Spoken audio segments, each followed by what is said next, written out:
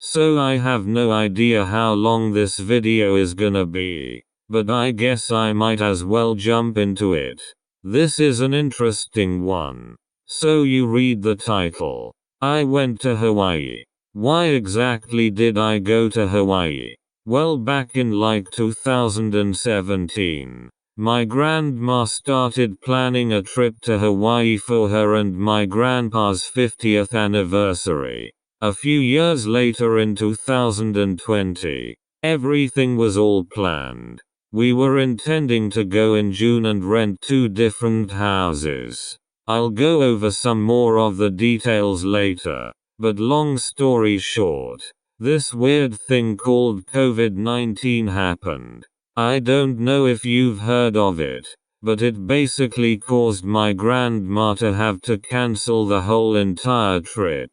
Once that weird COVID stuff got looser, she rescheduled the trip for 2022. Because the 52nd anniversary is so important and crazy. So now we're here. But there were quite a few bad omens in the days before the trip. It all started whenever my aunt tested positive for COVID. Look at that blaring red mark. Now I'll just say that my grandma has been going absolutely crazy about this trip for years now, and to have this thrown into the whole thing mixed it in like oil and water. That night, my other grandma basically decided that with COVID in the house, and her having low immunity due to her cancer treatments, this trip was too big of a risk for her to take. So just like that, after she hyped it all up with us too, she wasn't able to come. But luckily, the rest of my family still was.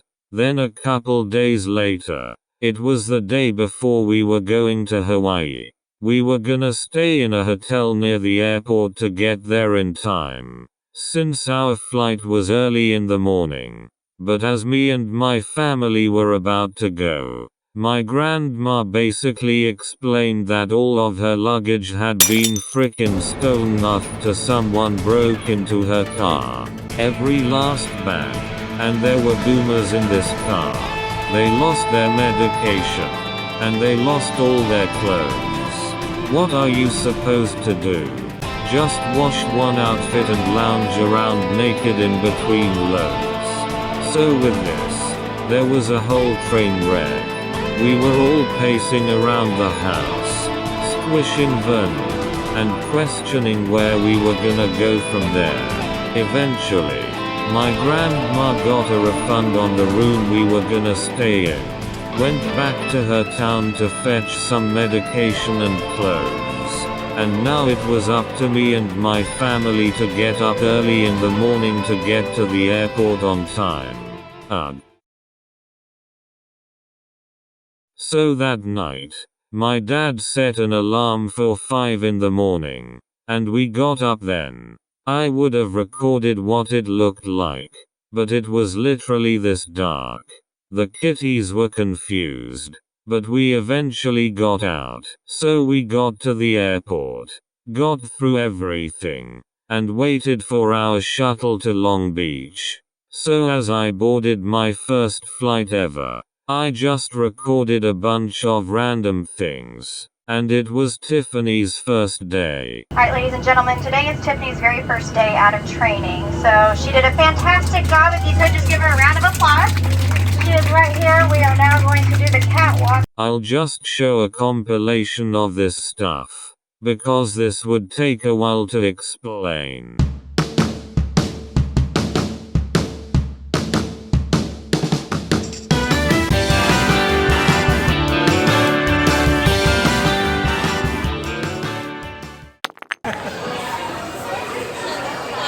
And then we waited for around an hour at the Long Beach airport. And then the next flight would be to Honolulu, which would take 6 frickin' hours.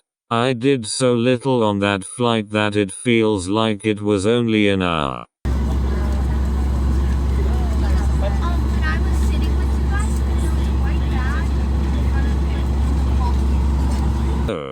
And I forgot to mention, obviously, there were crying babies on both flights, because that is the flight experience.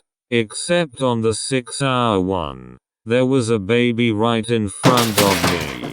I had 2 windows to look through, but the baby pulled down one of the windows, and I didn't want to disturb the baby, so I just proceeded to record from the window. The strap around your waist, buckle into the front, pull tight. During the flight, he slept for a while, but then all the babies on the plane went bazinga. There was even this one time where the baby had put his monster truck toy on top of the seat, and I eyed it like, that thing's gonna fall on me, isn't it? And I was right. It fell on me. We drove through clouds, so we eventually landed in Honolulu. We didn't get out, but we let other people board, and whoa, what do you know, I'm suddenly in the Hilo airport. I'm like a magician. So after hours of flying, we were finally in Hilo. I disliked the heat at first, but I got used to it. It was pouring outside, and the car we rented was a bitchin' Camaro. We could barely get into the back without getting squashed because it was that bitchin'. It also smelled like animal manure, like a petting zoo. So you're telling me this Camaro is frickin' bitchin' that they fit a whole frickin' petting zoo in there? And whoa, I did it again. I'm at the Hawaii house. So we actually decided to rent this one house instead. And it's pretty reasonable. This thing was huge. I took photos of everything I could, even the bathroom. You can stare into the lush forests while you take a crap.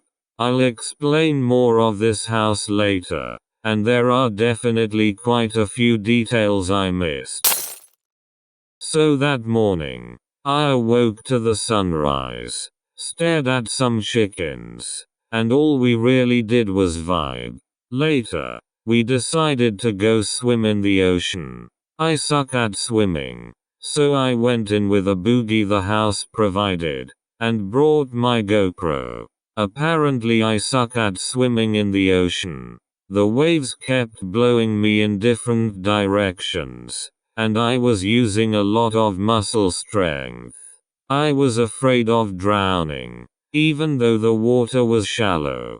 Apparently I was also using the wrong side of the boogie board too. So I stopped using my GoPro, but got tired of the ocean. So I got out. I wish I would have swam further, because there were sea turtles out there. Later, we went to a luau for dinner. The food was good, but the show was amazing. The fire dancer was a crazy son of a bitch. People were sleeping in, although all was normal.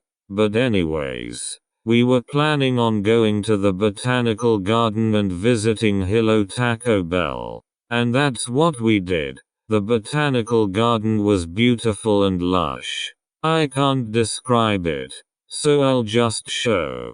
We actually had to put on mosquito repellent before we went in. My GoPro was almost out of battery, so I had to stop recording.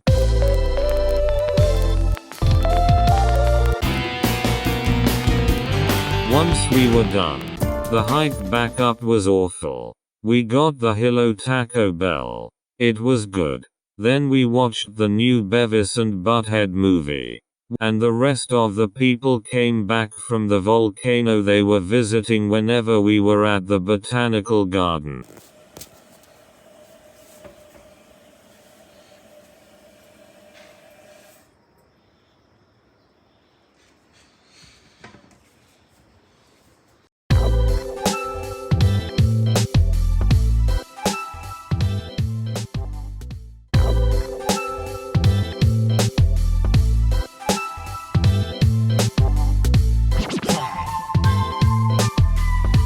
So all we really did on day 5 was go to the zoo, where we saw sleepy monks, peacocks, lemurs, cats, and even birds eating apples. We also saw Mauna Loa. That night, there was some music playing that basically felt like a brain cancer simulator.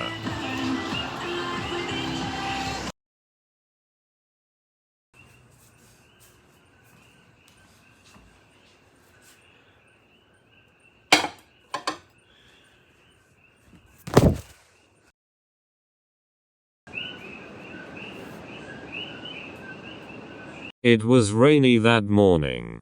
I premiered day 69 of my Lemon Summoning series, and my 4th anniversary spectacular. I filmed the bitch in Camaro because I wanted to epically jump on it for whatever reason. But later that day, things were about to get interesting. We were going on a tour thing, which was basically stargazing and cool locations across the island. The shuttle bus came to our house, and the best part is that there were enough people in our family for us to take up the whole shuttle. Our tour guide was some cool old guy named Rich. He basically just told stories about his life, and that guy could ramble on for hours. He talked about how he one time took frickin' Justin Bieber on his tour shuttle once, not even knowing it was him. He says that he and his girls or whatever wouldn't stop singing and dancing, so he basically told them to shut up and sit the hell down. To be honest, Justin probably deserved that. Anyways, our first stop was the Kamehameha Statue. Yeah, it was a statue. Our next stop was Rainbow Falls, which was frickin' beautiful. We then visited more waterfalls and stuff, and then a cave. The cave was pretty steep, but it was beautiful. There's my boy Rich explaining things about the cave. We then drove up to the top of the volcano to stargaze. Cities often emit too much light, which makes it hard to see the stars. But whenever you're on an island in the middle of nowhere, holy crap, it's beautiful. We got to look at certain stars through telescopes, but it started to get really cold. It was dark, but luckily we made some hot cocoa and coffee. Rich was absolutely fascinated with these stars, so we drove home on the bus. But yeah, that was fun. So for day 7 we kinda just went to this national park thing on the other side of the island. It was really hot, and it looked like the saturation had been turned up. We then went to beach 69. Nice.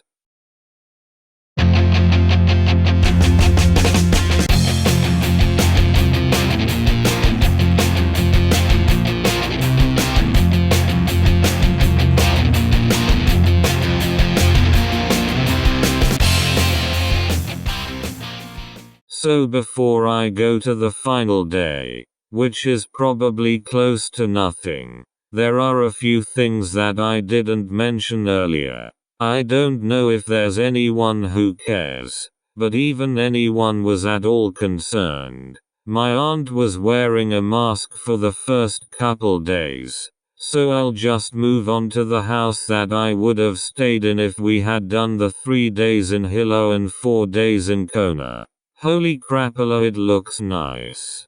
There's a barbecue, but we actually had a charcoal barbecue in Hilo, so it's okay. This does look like a really cool house. There are pools, which makes sense for Kona. And that's that. Okay, the final day. Today we'll just be going on a flight from Hilo to Honolulu, and probably eat lunch at the Honolulu airport because there's about a 3-hour layover. We'll then proceed to fly from Honolulu to Oakland, which was our starting airport. We're gonna be arriving at home at like 1 a.m. I wanna have all the material for this video ready by tomorrow, so I'm writing this very script early in the morning. I don't know how things are gonna work out, but dang am I tired.